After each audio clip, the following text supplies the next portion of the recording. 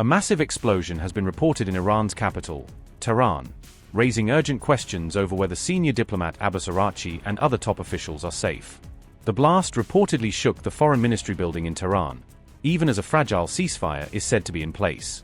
The explosion comes against the backdrop of Iran and Israel exchanging fire in the early hours of June 8, with both sides trading missile and drone strikes across the region.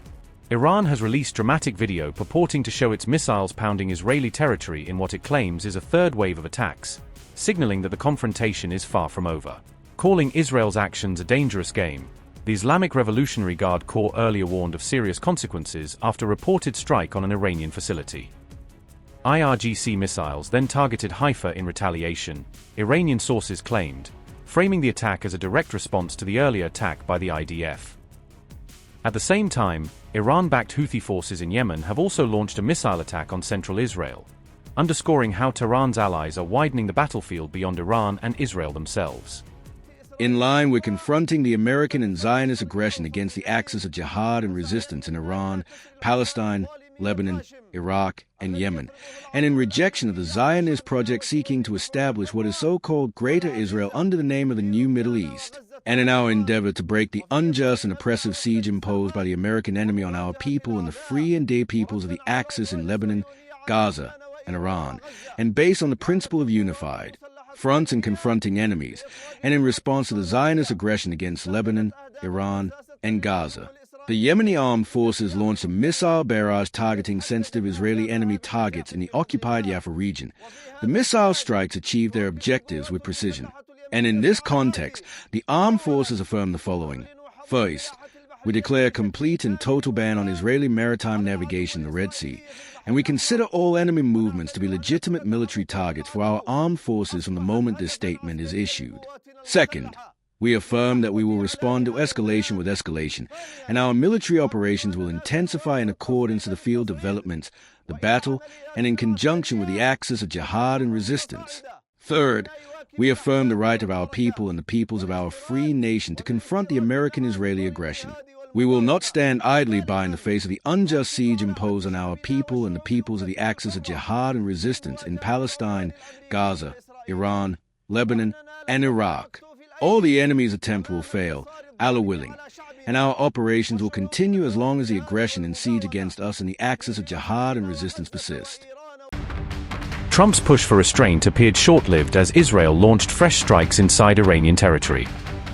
The Israeli Air Force targeted military-linked sites across central and western Iran in a new wave of attacks. Iranian state media reported explosions in Tehran, Tabriz, and Isfahan as air defenses were activated. Additional blasts were reported near Karaj, expanding the geographical scope of the strikes. The IRGC claimed Israel used air-launched ballistic missiles in attacks carried out on Iranian soil. The Israeli operation came shortly after Iran launched missiles toward northern Israel.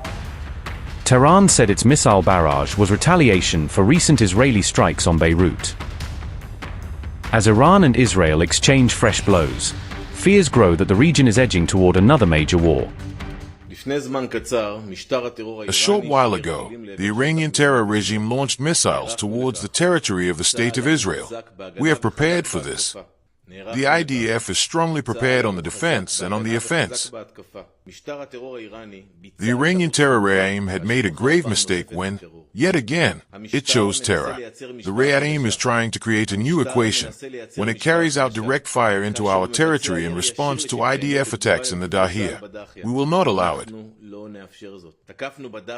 We attacked in the Dahiyah following the non-stop Hezbollah fire towards northern Israeli communities. The IDF will continue to operate across all of Lebanon and will deepen the hit to the Hezbollah terror organization. We will not allow fire toward the citizens of the State of Israel to continue. We are prepared for the possibility of further firing towards us. Our defense systems are excellent, but the protection is not hermetic. Continue to behave responsibly and calmly as you did so far. We are experienced.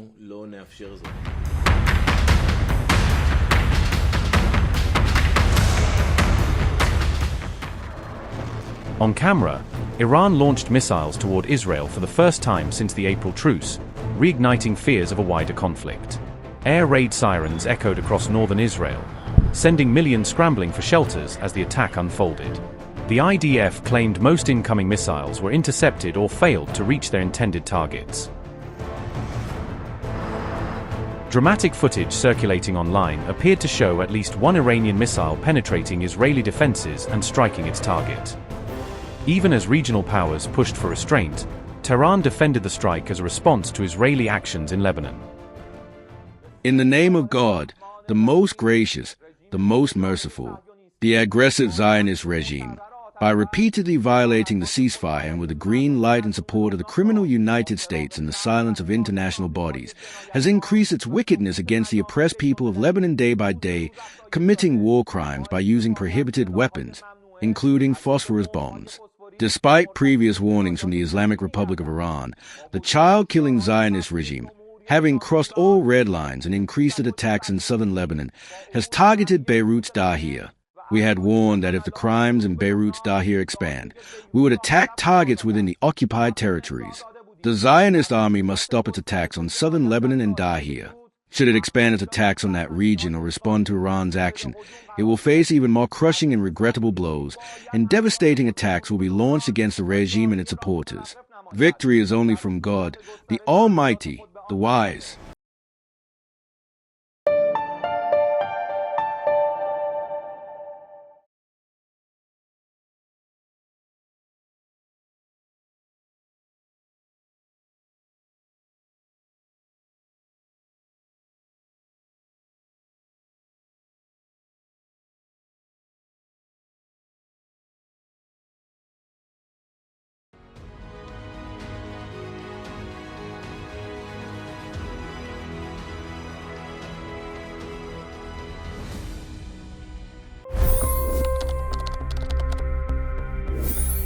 $25 crore गरीब गरीबी को परास्त करके बाहर निकले।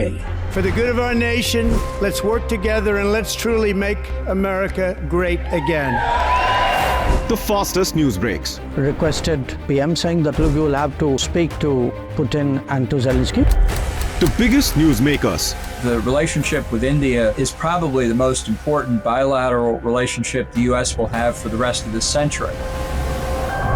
The capital delivered quite an election result today. Expert analysis. The million-dollar question today is how to stop this dance of death. Ground reports.